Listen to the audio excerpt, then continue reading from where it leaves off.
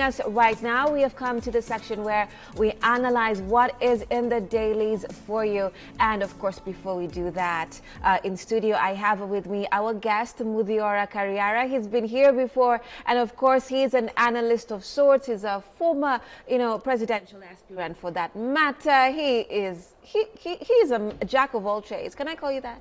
You're right. Aren't you a jack of all trades, Muthiora? I try to be useful.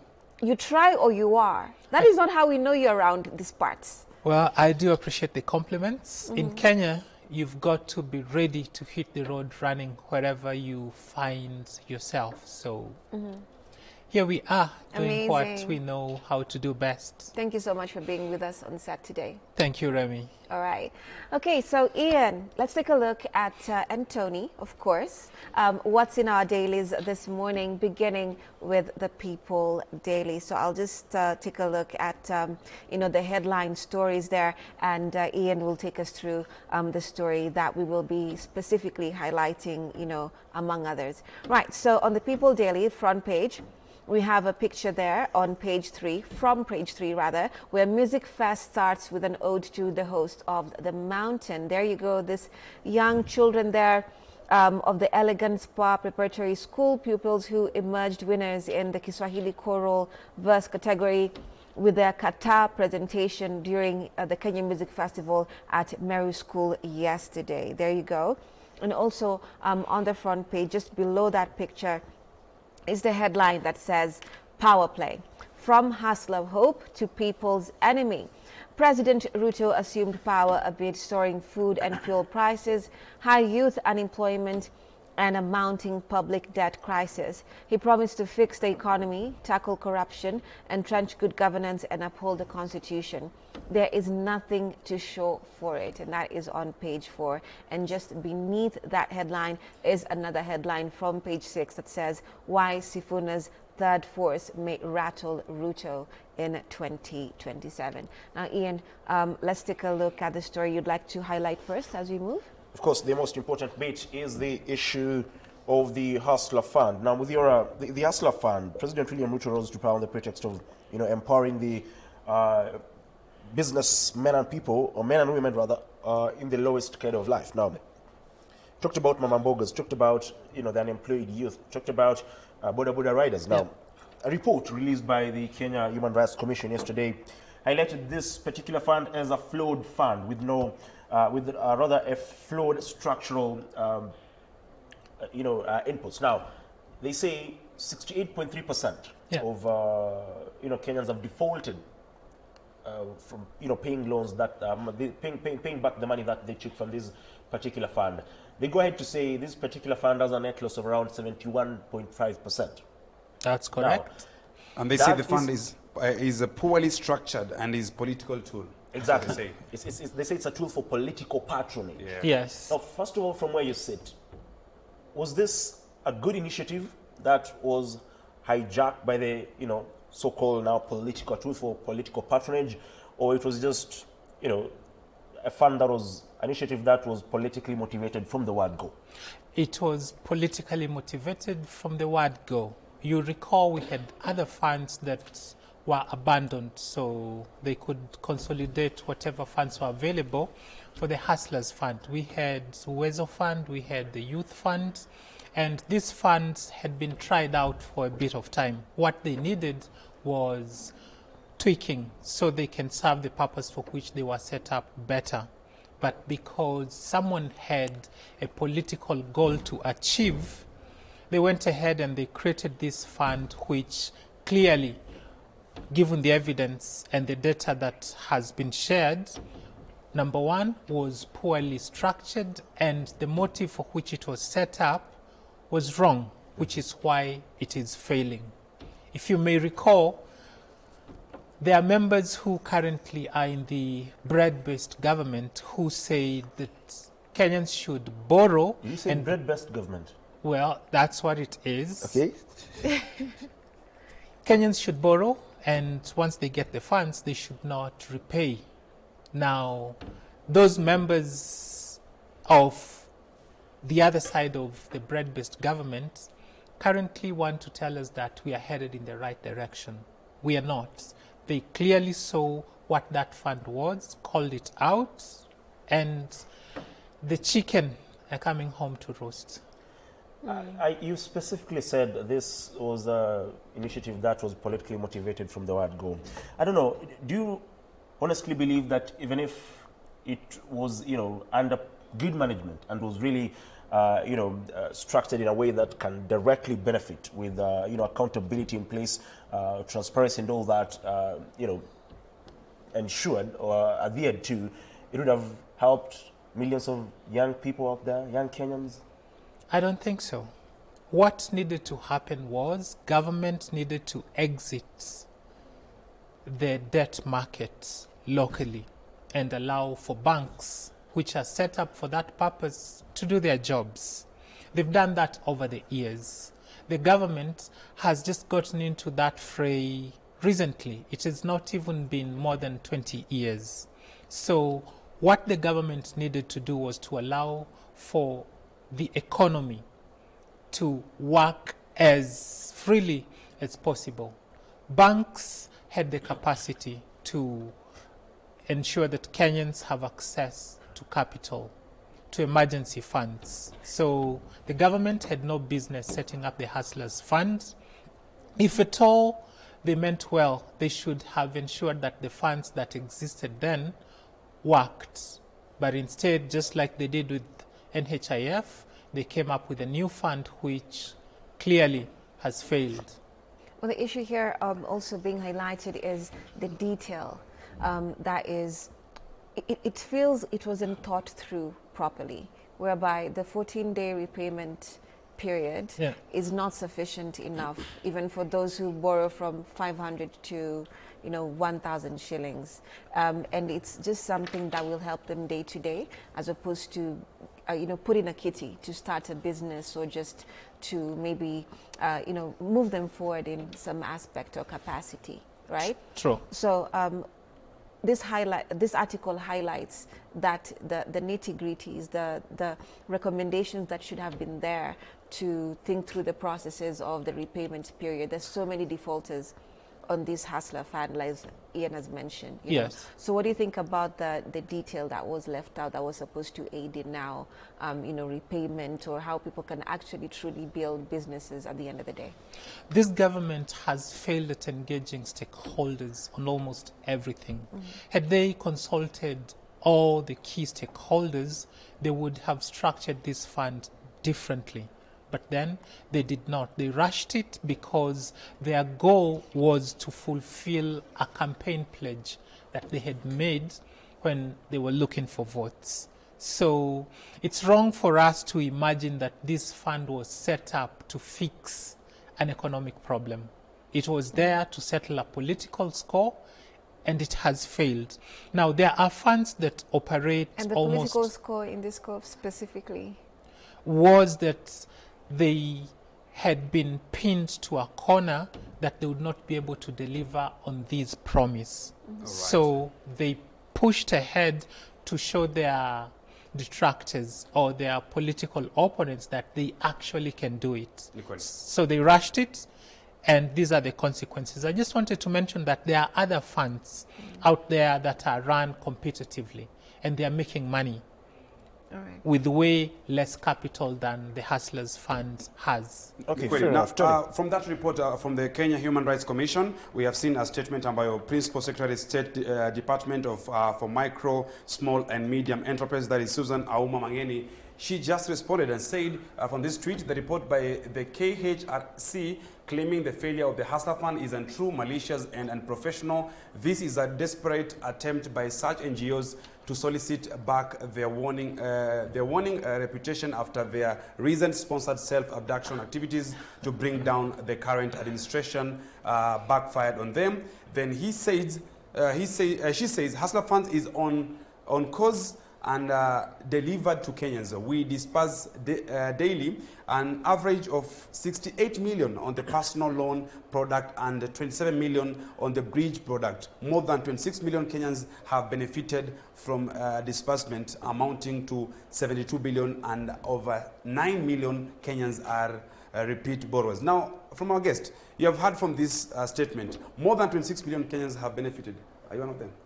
Well, I am not. Oh, yeah? And I just wish to confirm that if the fund was such a success, the amount that is set aside for it should not have been declining over the years. You look at the allocations every budget year and you realize that it has been going down.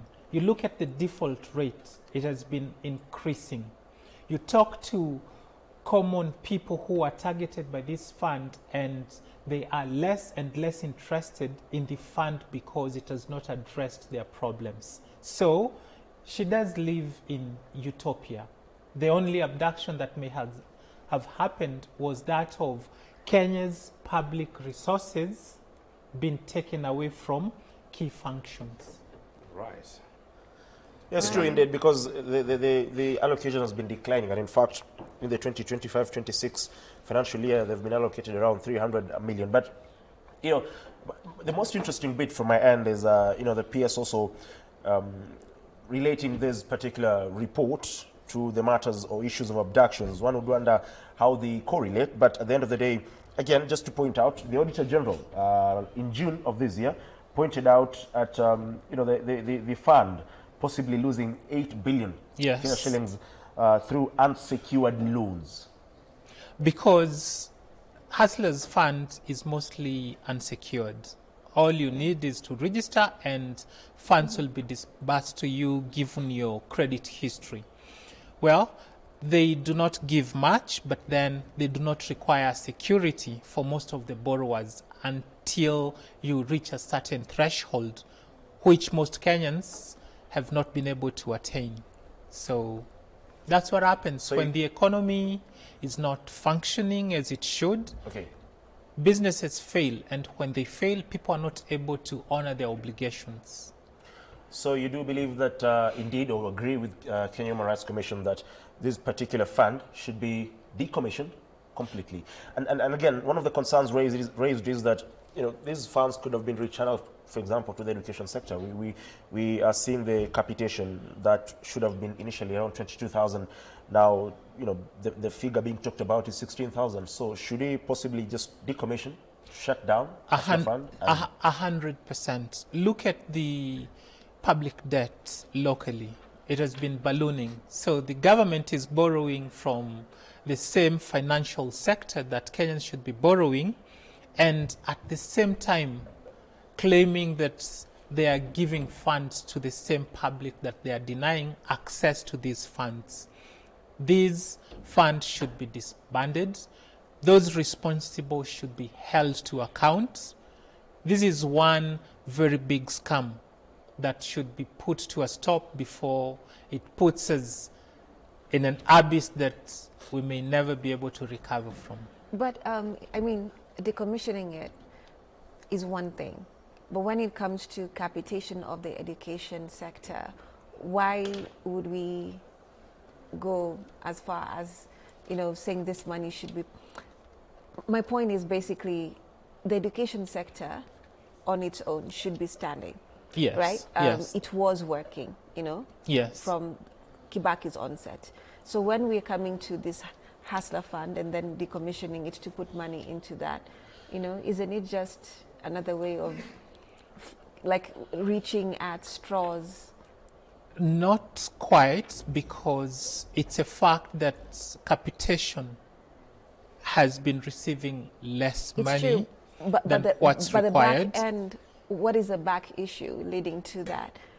Priorities. Money that should go to education is redirected into other functions such as the Hustlers Funds, which are not value adding to the Kenyan economy.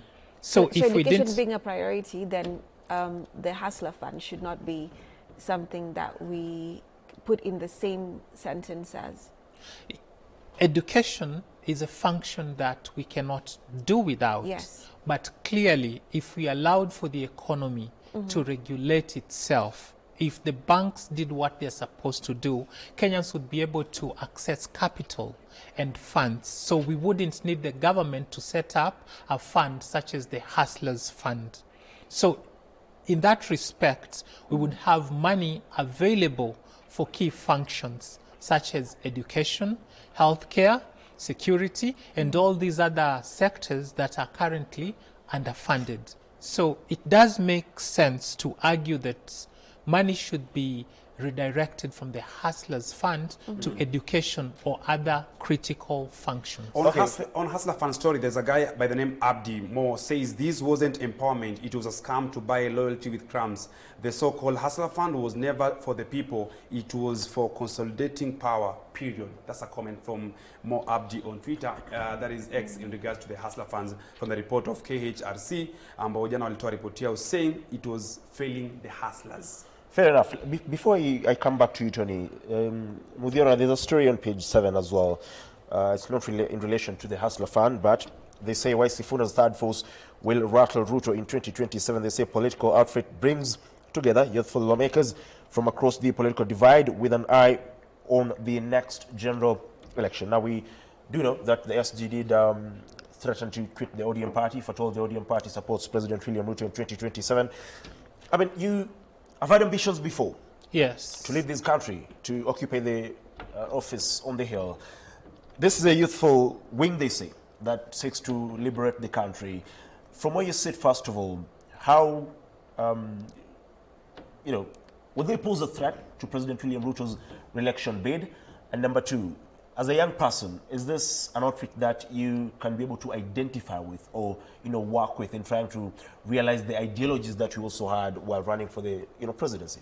Anyone that stands for Ruto must go is someone I totally back, because Ruto is a disaster that needs to come to an end. Now, that said, let's look at the people who are on this front and what they've done before, the stances they've made, and ask ourselves if they can be trusted. Only recently, we had Sifuna coming out publicly and posturing about how he's not in favor of this government. But then a few days later, he read a statement that since the ODM's party position is that they support the broad-based government, then he too is in it. So we quite can't put our eggs in that basket hoping that the outcome will be different from what we've seen before, because there's a likelihood that they could collude eventually. And then the thing about age, it's never about age, it's about quality, it's about conviction, it's about people's past. Can we connect the dots backwards and be comfortable that these people will not change eventually?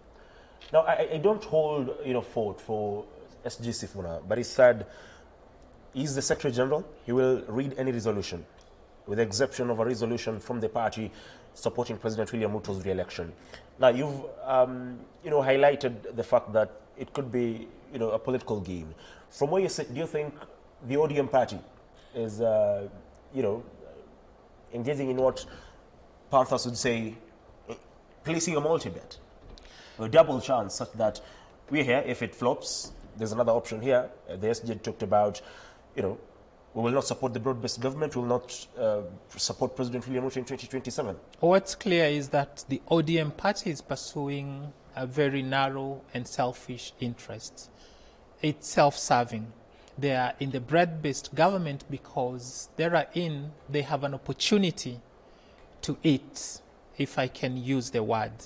So in the end, if they are denied that opportunity, they will do the same thing that former Deputy President Rigathi Gachagua did. They will bolt out and they will want to act like they are pro-people, when in fact all along they've been serving their own selfish interests. So in a way, they are hedging their position, hoping that the broad-based government eventually gains favor, but if they don't, then they have a foot on the other side, and that's coming through Sifuna. Bolting out, is it a matter of if or when? bolting out, knowing who Raila Odinga is a matter of when. It's going to happen. All right. It's just a matter of time. Fair enough. Kabisa. Now, Mzamaji, allow me now to plug you with page 18 and page 19 of this amazing newspaper that is People Daily. Remember, you can just get your copy on of People Daily on Google Play Store na pia katika App Store.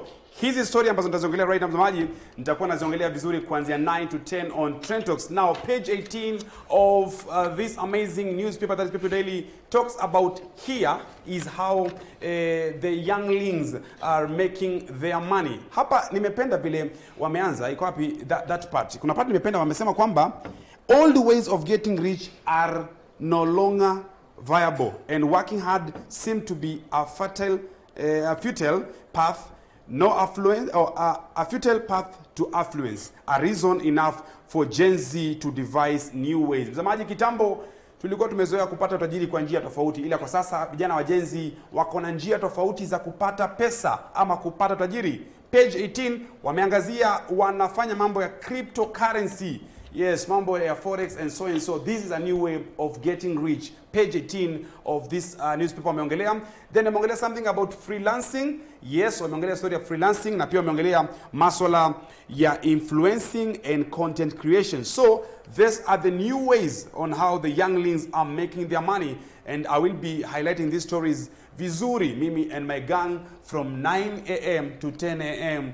on Amka Trend Talks. This morning, be part of this amazing conversation. Nitumie feedback from now. Ingia pale Instagram at Tony Mwirigi. Uniambie, what is your new way of being rich? We have seen here, we have cryptocurrency, we have freelancing, we have content creation. What about you watching this show this morning? Uniambie on my Instagram and TikTok, and then later on, I will be sampling your feedback on the new ways of being rich. That's a good story on page 18 of People Daily.